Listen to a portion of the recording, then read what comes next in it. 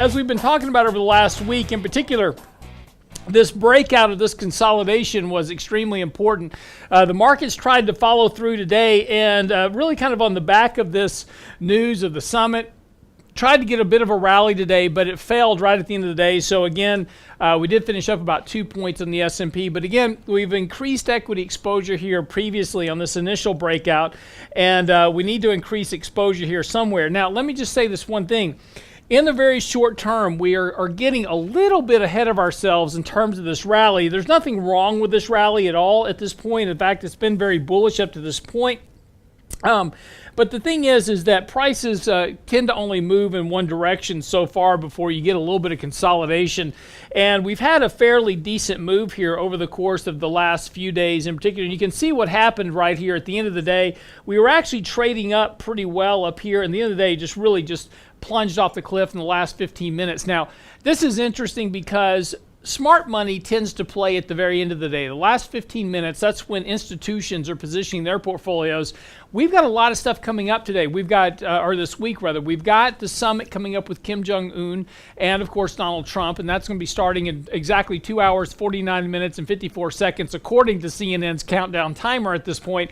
Also, Tuesday and Wednesday, we've got the Fed meeting. We're going to get the Fed announcement this week. They're going to hike rates. Again, the rate hike is kind of already baked in, but what we don't know is going to be their stance in terms of what their policy statement is going to be. And that's going to be the thing that traders are watching. And I think it's very interesting here that at the end of the day, you see professional investors and managers, et cetera, really selling off here prior to the summit and also prior to this Fed meeting. We'll have to see what happens tomorrow. Of course, all eyes are really kind of focused on Korea, what's going to get said, what's going to not get said.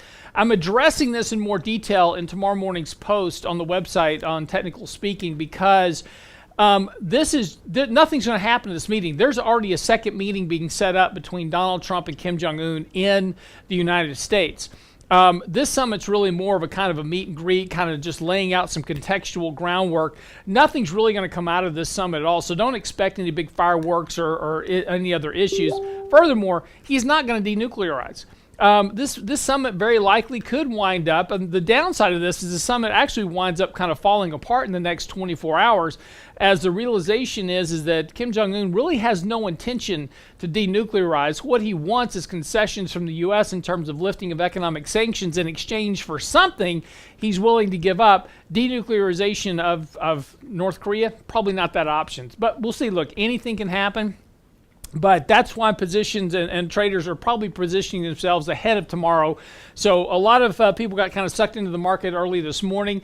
We haven't repositioned yet. We're still sitting a little bit heavy in cash, kind of waiting through this week. There's a lot of things happening this week, from the Fed to the summit, and even to we've got Brexit issues coming up this week with England as they've got to vote. And Theresa May is facing a really tough issue right now on trying to get a bill passed by the Lords that would actually allow for a softer Brexit.